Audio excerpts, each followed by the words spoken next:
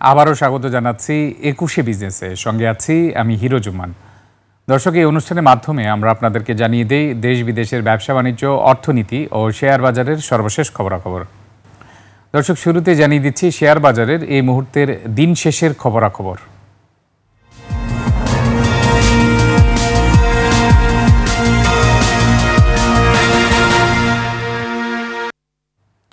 সপ্তাহের প্রথম কার্যদিবসে ঊর্ধ্বমুখী প্রবণতা দিয়ে শেষ হয়েছে ঢাকা শেয়ার বাজারের আজকে লেনদেন। এর পাশাপাশি বেশ কিছু রেকর্ডও হয়েছে আজ ঢাকা শেয়ার বাজারে। লেনদেনে যে গতি রয়েছে, এখন পর্যন্ত লেনদেন হয়েছে ১১৩৫ কোটি টাকা। এক বছরের মধ্যে সর্বোচ্চ লেনদেন হয়েছে আজ ঢাকা শেয়ার বাজারে। ১৪ই আগস্ট লেনদেন হয়েছিল ১২৬৫ কোটি টাকা। সেই হিসেবে ১৪ই আগস্টের পর শেয়ার বাজারে, ঢাকা শেয়ার বাজারে সবচেয়ে বেশি লেনদেন হয়েছে আজ। এছাড়া সূচকের যে অবস্থান রয়েছে সেটি আজ ৯২ পয়েন্ট বৃদ্ধি পেয়ে দাঁড়িয়েছে ৫,৫৩৬ পয়েন্টে, যেটি ১০ মাসের মধ্যে সর্বোচ্চ অবস্থানে রয়েছে। সূচক বৃদ্ধি পেয়েছে, লেনদেন বৃদ্ধি পেয়েছে, বেশিরভাগ কোম্পানিও বৃদ্ধি পেয়েছে দর বৃদ্ধি পাওয়ার ক্ষেত্রে। ২১৮টি কোম্পানির দর বৃদ্ধি পেয়েছে, ১২২টি কোম্পানির দর হারিয়েছে, ৫৮টি কোম্পানি অপরিবর্তিত রয়েছে। সবকিছু মিলে সপ্তাহের প্রথম কার্যদিবস বেশ ঊর্ধ্বমুখী প্রবণতা দিয়ে শেষ হয়েছে। দর্শক, পুঁজিবাজার নিয়ে আরও বিস্তারিত জানতে এখন আমরা কথা বলবো DSC brokers association of Bangladesh, DBA এর প্রেসিডেন্ট সাইফুল ইসলামের সঙ্গে। আমরা যুক্ত হওয়ার জন্য অপেক্ষা করছি। আসসালামু আলাইকুম সাইফুল ভাই। জি, ওয়ালাইকুম সালাম। সাইফুল ভাই, আজকে আপনি জানেন যে লেনদেন হলো এক বছরের মধ্যে সর্বোচ্চ। এছাড়া সূচকের অবস্থানও ১০ মাসের মধ্যে সর্বোচ্চ অবস্থান রয়েছে। এই পুঁজিবাজারের উত্থান, সেটা কি কিছুটা আস্থা ফিরে পেতে সাহায্য করছে কিনা? আস্থার কারণে ফিরে আসছে বাজারটা। যে আপনার ধরেন আমাদের তো ২০০ কোটি প্লাস ভলিউমে চলে গিয়েছিল, সেখান থেকে আপনার এই পর্যায়ে আসছে বাজারে কিছুটা তো অবশ্যই আস্থা ফিরে আসছে। কিছুটা না, আমি বলবো যে বেশ আস্থা ফিরে আসছে। তার অনেকগুলি কারণ আছে। পারিপার্শ্বিক অবস্থার মধ্যে আমরা সবাই জানি যে ইন্টারেস্ট রেটটা কমে আসছে, ইনফ্লেশনটা কমে আসছে। আমরা যেটা বলছিলাম যে বাজারের মাঝামাঝি সময়ে ম্যাক্রো কিছু ডেভেলপমেন্ট আসবে এবং সেটার রিফ্লেকশন আমরা স্টক মার্কেটে দেখতে পারবো। আমার মনে হয় যে সেটারই একটা ধারাবাহিকতা আমরা গত কয়েকদিন ধরে যে পুঁজিবাজারের যে ভলিউমের যে উত্থান এবং ইন্ডেক্সের উত্থান, সেটার সাথে আমরা কোরিলেট করতে পারি। জি, এক্ষেত্রে ট্রাম্পের পাল্টা শুল্ক ৩৫% থেকে ২০% কমিয়ে আনার কারণে কিছুটা প্রভাব পড়ছে কিনা? কিছুটা তো অবশ্যই স্বস্তি। যেখানে ৩৫% তো আপনার ধরেন আমাদের যে টেক্সটাইল বা আরএমজি এক্সপোর্টটা ওয়াজ ইন এ চ্যালেঞ্জ, সেটার থেকে তো আমরা বেরিয়ে আসছি। আমরা মোটামুটি পিয়ার গ্রুপ যারা আছে ভিয়েতনাম বা অন্য দেশের কাছাকাছি পর্যায়ে আসছি, তো যেটা আপনার আমাদেরকে অবশ্যই চ্যালেঞ্জিং তো হবেই, যেহেতু ২০% বেড়ে গেল। কিন্তু তারপরে যেহেতু peer group will also have the same rate of tariff, সেখানে আমাদের চ্যালেঞ্জটা কিছুটা কমে আসবে। বাট যেটা সবচেয়ে বড় মানে সুখবর যেটা, সেটা হচ্ছে অস্বস্তির থেকে আমরা বেরিয়ে আসছি আর কি। যে আমরাই একমাত্র দেশ না যে এখানে 20%, there are other countries which will also have 20% in addition to what the original tariff was. জি সাইফুল ভাই, এক্ষেত্রে তৈরি পোশাক খাতের ব্যবসায়ীরা ওনারা বলছেন যে আমাদের যে আমেরিকার সাথে $6 বিলিয়ন ট্রেড ইমব্যালেন্স রয়েছে, সেটি প্রবৃদ্ধি হয়ে যাবে। $6 বিলিয়ন মতো তৈরি পোশাক খাত বৃদ্ধি করতে পারবে। পুঁজিবাজার তা থেকে কিছুটা প্রভাবিত হতে পারে কিনা, এবং এর সাথে সাথে যে সকল কোম্পানি রপ্তানি খাতে নতুন নতুন অনেক উদ্যোক্তারা আসবে, সেটারও বেনিফিট পুঁজিবাজার নিতে পারে কিনা? কয়েকটা জিনিস। একটা হচ্ছে যে কোনো একটা ভালো খবর অর্থনীতিতে একটা পুঁজিবাজার, এটার একটা ইম্প্যাক্ট থাকবে।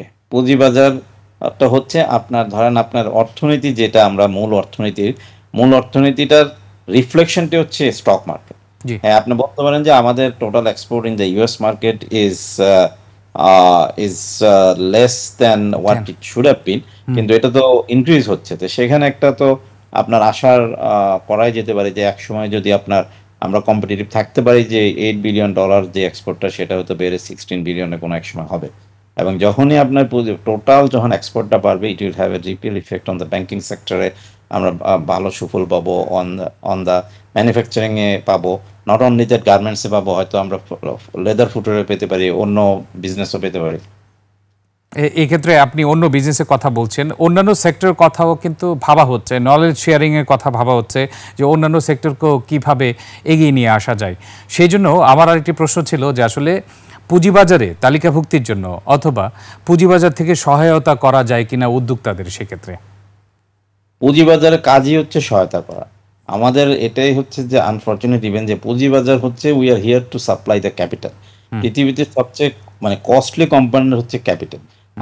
আমরা এখানে বসে আছি টু সাপ্লাই দ্য ক্যাপিটাল, কিন্তু মানে আনফরচুনেট ইভেন্ট হচ্ছে যে আমাদের এই পুঁজিবাজার থেকে পুঁজি আহরণের যে উদ্যোগ সেটা যতটুকু হওয়া উচিত ছিল সেটা হয়নি বা হচ্ছে না। সেটা আমরা করতে চাই এবং সেটার জন্যই আমরা কাজ করে যাচ্ছি যে এটা পুঁজিবাজার should be the centre point for the capital formation. আচ্ছা, এক্ষেত্রে আপনারা কাজ করে যাচ্ছেন বলছেন। আপনি জানেন যে বিএসসিসির সাথে যত স্টেক হোল্ডার আছে তাদের প্রত্যেক মাসের শেষ সপ্তাহে একটি মিটিং হয়। এই পর্যন্ত 3টি মিটিং হয়েছে। এই মিটিং থেকে আসলে আউটপুট কি এসেছে আপনি কি বলতে পারবেন আমাদেরকে? সবচেয়ে বড় আউটপুটটা হচ্ছে কি, আপনার ধরেন আমাদের সাথে রেগুলেটরদের communication is a prerequisite for the development of the capital market as a whole. এখানে সব স্টেক হোল্ডারকে নিয়ে যখন বসা হয়, আমরা একসাথে বসে আমরা আমাদের ইস্যুগুলি চ্যালেঞ্জগুলি আমরা আলোচনা করতে পারি এবং আপনার ইমিডিয়েট সলিউশন তো কোনোদিনই রেগুলেটরি বডির থেকে আসা সম্ভব না, because they have their own thing too. কিন্তু আমরা যেটা করতে পারি সেটা হচ্ছে আমরা প্রেজেন্ট করতে পারি যে আমরা কি করতে চাচ্ছি, কিভাবে মার্কেটটা বড় করা যায়, what are the next thing that we should do to take the market to the next level. এই যে ইস্যুগুলি আমরা সব স্টেক হোল্ডাররা বসে যখন আলোচনা করি, তখন রেগুলেটর বা রেগুলেটরি বডি সেটা they take the note and they in some cases they give us the immediate solution, but in most of the cases they go back and to the get the things done in their way. জি, এক্ষেত্রে আমরা প্রভাব পুঁজিবাজারে কিছুটা হলেও দেখতে পাচ্ছি। মানুষজনের মধ্যে যেহেতু আস্থা ফিরে পাচ্ছে, বিনিয়োগকারীরা বিনিয়োগ করছেন, সেক্ষেত্রে আমরা কিছুটা হয়তোবা আস্থা ফিরে পেতে দেখছি। এখন আরেকটি বিষয় হচ্ছে বিএসসিসির কার্যক্রমের উপর নজরদারি বৃদ্ধির জন্য ওভারসাইট বডি গঠনের পরামর্শ দিয়েছে শেয়ার বাজার সংস্কার টাস্ক ফোর্স। এতদিন আমরা শুনেছি নিয়ন্ত্রক সংস্থা সবার কার্যক্রম আসলে নজরদারি করে থাকে, সেক্ষেত্রে বিএসসিসির কার্যক্রম নজরদারি বৃদ্ধির জন্য টাস্ক ফোর্স, এই আইডিয়াটি আপনার কাছে কেমন মনে হচ্ছে? শোনেন, আইডিয়াটা মানে ভালো বা খারাপ বলাটা মুশকিল, কারণ আমাদের সাথে কোনো আলাপ আলোচনা এই ব্যাপারে করা হয়নি। হ্যাঁ, এখন আপনারা এটা ওনারা কি বলেছেন সেটা তো আমরা জানি না, কিন্তু আমাদের মানে যতটুক মার্কেট এতে যে পরিমাণ ওভারসাইট রেগুলেটরি ফ্রেমওয়ার্ক আমাদের আছে, আমার মনে হয় যে more than enough, but not at this point আমাদের এডিশনাল কিছু দরকার।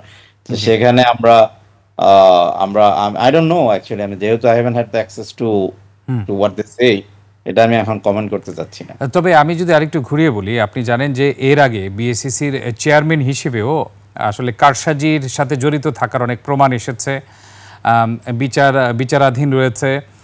সেক্ষেত্রে যদি বিএসসিসির কার্যক্রম নজরদারি করা হয়, সেক্ষেত্রে পুঁজিবাজারে কিছুটা স্বচ্ছতা জবাবদিহিতা বৃদ্ধি পাবে কিনা? বিএসসি নিজেই একটা কমিশন। বিএসসিতে কি হয়েছে আপনার বাংলাদেশে যদি গত 15 বছর চিন্তা করেন তাহলে আমরা আগে তো পারবো না, কিন্তু বিএসসি নিজেই, বিসেক নিজেই আপনার স্ট্রং হতে পারে। So the বিসেক was a very strong body up until 2010। আমরা যদি সেই অবস্থায় ফিরে যেতে পারি তাহলে আমাদের তো আর কোনো এক্সট্রা ওভারসাইট রেগুলেটরি বডি দরকার হয় না। বিএসসি রুলস রেগুলেশন আইন কানুন যা আছে is enough to empower them to govern themselves. এটা কমিশন নিজেই যথেষ্ট পরিমাণ শক্তিশালী, যেটাকে ওভারসাইট আরেকটা রেগুলেটরি বডি মানে additional cost, additional manpower, it's an additional bureaucracy. আমার মনে হয় বিসেককে ঠিকভাবে কাজ করতে দেওয়া উচিত, এবং বিসেক যদি করতে দেওয়া হয়, বিসেক will go back to its own strength. সর্বশেষ জানতে যাচ্ছি সংক্ষিপ্তভাবে, পুঁজিবাজার কোন দিকে যাচ্ছে? আসলে 11ই আগস্ট সূচকের অবস্থা ছিল 6015 পয়েন্ট, আমরা অ্যাটলিস্ট 6000 ক্রস করতে পারবো কিনা শীঘ্রই? এটা শোনেন, আমরা ইন্ডেক্স নিয়ে কথা বলতে চাই না, কারণ হচ্ছে যে index should be determined by the strength of the products which are the stocks. এখন আপনার বিনিয়োগকারীরা যারা ইনভেস্ট করে, দে শুড ডিসাইড যে এটা ইন্ডেক্সটা অপটিমাম লেভেলটা কত হওয়া উচিত। 6000 কি অপটিমাম, না 5000 না 5500, it should be decided by the investor. So we should let it be in the hand of the investors rather than saying or making a comment preemptively. জি, আপাতত তো বাজার যে পরিস্থিতি বোঝা যাচ্ছে ইমপ্রুভমেন্টের দিকেই তো যাচ্ছে। আপনার in terms of volume of course index of ইমপ্রুভমেন্টের দিকে যাচ্ছে, বাট আপনার আমাদেরকে সবসময় মনে রাখতে হবে যে ইমপ্রুভমেন্ট মানে যে মানে ওয়ান ওয়ে ট্রাফিক না, জি, ইমপ্রুভমেন্ট হচ্ছে সাস্টেনেবল ইমপ্রুভমেন্ট হচ্ছে আপনার will have correction then will have growth. এই যে আপনার স্টক মার্কেটে আপস অ্যান্ড ডাউনের মধ্যেই একটা সাস্টেনেবল মার্কেট ডেভেলপ হয়। জি। আপনাকে অসংখ্য ধন্যবাদ আমাদেরকে সময় দেওয়ার জন্য।